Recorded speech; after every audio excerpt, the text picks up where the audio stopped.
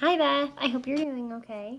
This is my third time videoing this, so hopefully this works this time. Okay, so question one, how's engagement been since I've been online teaching? I start with an attendance question, kind of as you saw. This kind of gets them excited and talking, and I feel like it kind of warms them up for the day. And they always kind of really enjoy it, and I think it just gets them a little happy before the lesson starts. And we also read a book to start too, so that kind of gets them back, so they want to know what's happening in the book next. Then I use Kahoot a lot too. It's super easy to use online, and I've loved it. They've loved it in the past, and it's just kind of a fun way to keep them engaged. We do an end of the week review on Kahoot, and they love that. And we also do class dojo points, and this is a way they get Starbucks, their tokens. Um, and that gets them to participate and talk, and then they have this Starbucks store that State Street created, and they can buy change your teacher's hair, get a surprise from Dr. Sawyer, Miss Peel. They have all different things that my kids have been buying, so that kind of gets them back too because they get really cool rewards. Our second question was the experience I've learned from virtual learning and collaboration. Honestly, it's been a lot of just go with the flow. Some days my kids show up and they do not want to talk, and then some days they show up and they want to talk my ear off. And there's really no in between sometimes. So just being super prepared and super ready for the days that they don't want to talk and even the days that they do. So having science, very few of them do science, I don't know why.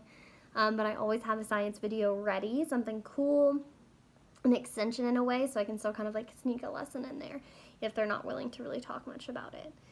But yeah, just oh my gosh, I forgot what I was saying. But yeah, really going with the flow has been really beneficial. Engagement strategies has been huge for me, just learning how to get my students more engaged, especially when none of their work is mandatory. So I've learned a lot on how to get them excited to do work. And then just better with tech in general, really getting to know Zoom and everything about tech, little tricks to get their microphones to work or hear them better. I just feel like I've gotten to understand technology a lot more. And I felt like I did before, but now I definitely do. What happens to students when they can't access the course online or don't participate? Nothing. We really try to urge them to do it, but we cannot tell them that they have to. We cannot tell them they have to do anything. Actually, we cannot assign anything, make them do a journal entry, or make them do a separate journal entry. But we just don't say that. So no grades are given. Whatever they ended with before spring break, they got.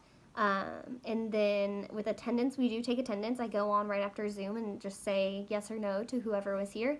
And then there's this huge State Street spreadsheet that has all the classes and creates totals and percentages on how attendance has been going. So that's really cool. And it's a fun way to just kind of keep track and see if there's anything we need to change or students aren't coming. So yeah. And then what curriculum am I using? We are using the prepackaged lessons created by the school district, but created by teachers in the school district. So everyone's actually on the same page. All the fourth graders are doing the same math lessons, same reading, all of that. So when fifth grade starts, there's really no weird catch-ups we have to do. Everyone's on the same page, and I think they'll alter the curriculum that way.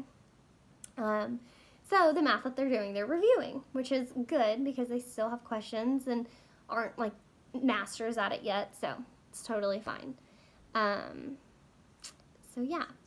And then what's the next question? How are teachers working to make sure the achievement gap isn't growing? I would just say there's been really constant communication, especially with the lower students, trying to get them excited to come on or at least do the assignments in general. But it's difficult because we can't mandate or say that they have to do anything.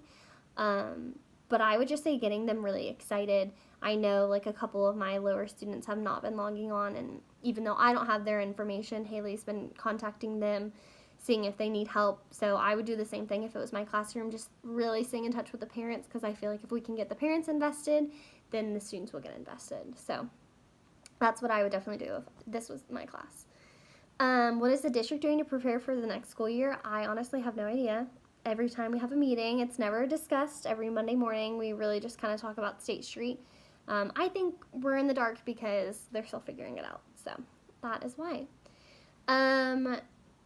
Future online learning, what should be done or considered, I would just say a lot of technology support would be really beneficial. They've been pretty good at it now, but like just having it more readily available, a lot more facets for people that don't understand it, or even like Spanish translations, a lot of just accommodations for technology support is going to be super helpful, because if you don't have technology, you cannot do the lessons. So, and then also having more structure. I think a lot of my students are just kind of like, no idea what's going on.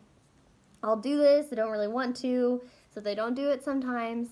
So I would just say having more structure, having a time that they need to be logged on and need to be doing the assignments, but that'll just come when we can actually start mandating that they do this work. And then, yeah, just more supplies. They've been pretty good. They did like a paper and pencil pass out, like a little goodie bag with supplies, but that would definitely need to happen, especially in lower income areas, so that every student has the same access to do the work. So, yeah. And then for students living in poverty considerations, I think they've done an amazing job. Like I said, we pass out all of the Chromebooks. They've created hotspots for Wi-Fi in case students don't have Wi-Fi, and given them a lot of resources so they can continue to learn, which I think has been awesome. Also passing out lunches and food and all of that. Students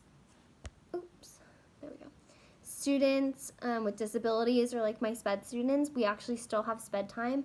I don't have any, but when we have PLC in collaboration, they've been talking about how they still have students that come and have their SPED time classroom. So they have been kept up with. Hopefully it's going well. I don't know much about it because I do not have a SPED student, but yeah.